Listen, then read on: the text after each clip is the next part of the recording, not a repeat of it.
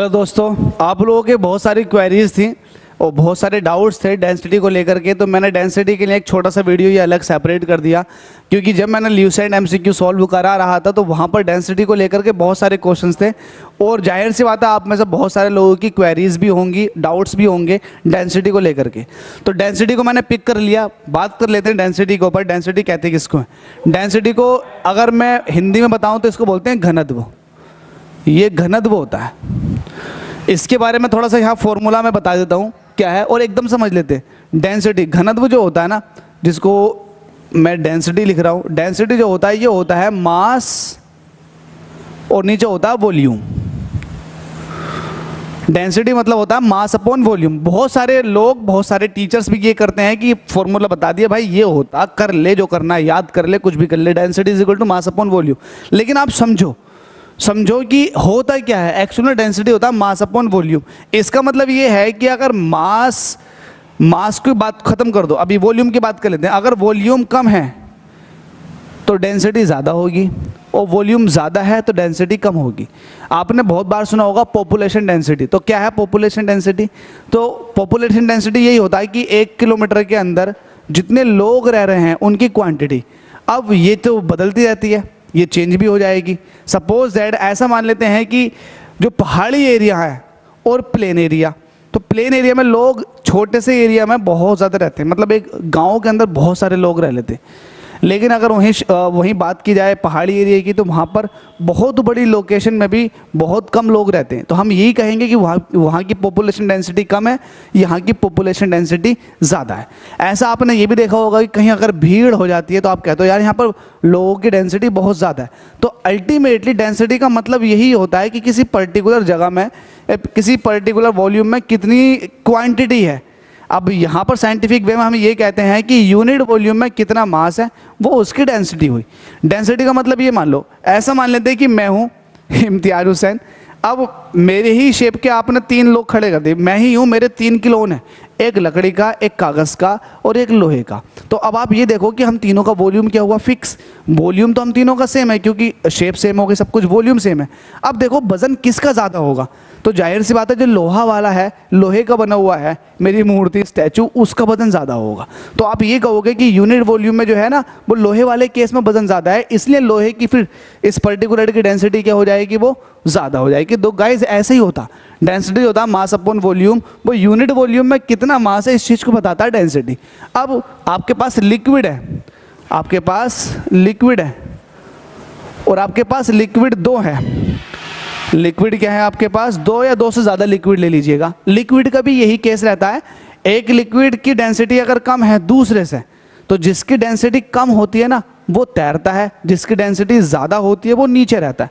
अब मैं ये कह रहा हूँ कि मेरे पास एक लिक्विड है, उसको आपने यहाँ भर रखा है, ठीक है, ये आपने लिक्विड भर दिया।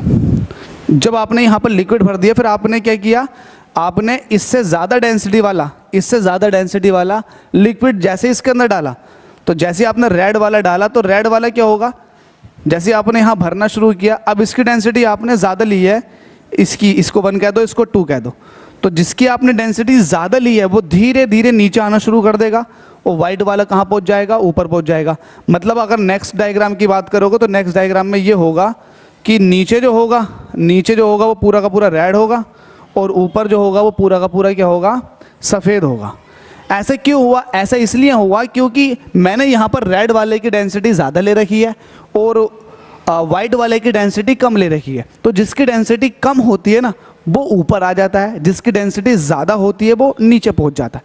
अगर मैं आपसे बात करूँ कि मरकरी है मेरे पास, एक मरकरी का जार ले लो, ये मरकरी का जार है, इसके अंदर ये Hg है। Hg एक, ये जो है इसका सिंबॉलिक फॉर्म है, केमिस्ट्री के अंदर आपने देखा होगा, Hg बोलते हैं मरकरी को। मरकरी है, इस मरकरी के अंदर मैंने क्या किया? लोहे की बॉल डाल दी। किसकी बॉल डाल रहा हूँ मैं? लोहे की। लोहे की मैंने बॉल डाल दी। कलर ले लेते हैं येलो कलर का। ये मेरे पास आयरन की बॉल है। जैसे मैं आयरन की बॉल को इसके अंदर डिप करूँगा तो ये आयरन की बॉल इसके ऊपर फ्लोट करेगी। फ्लोट का मतलब होता है तैरना, इसके ऊपर तैरेगी। अब सवाल ये है क्यों तैर रही है? क्योंकि लोहे की जो डेंसिटी होती है ना, डेंसिटी ऑफ आयरन, वो कम होती है। किससे कम होती है? डेंसिटी ऑफ Hg से। अगर मैं आपको इसकी वैल्यू बताऊं, वैल्यू कितनी होती है, तो आप देख सकते हो डेंसिटी। अगर आयरन की बात करोगे तो आयरन की डेंसिटी जो होती है वो होती है 7800 किलोग्राम पर मीटर क्यूब। वहीं अगर डेंसिटी की बात करो मरकरी की तो ये होती है 13600 किलोग्राम पर मीटर क्यूब। इतना ज़्यादा होता।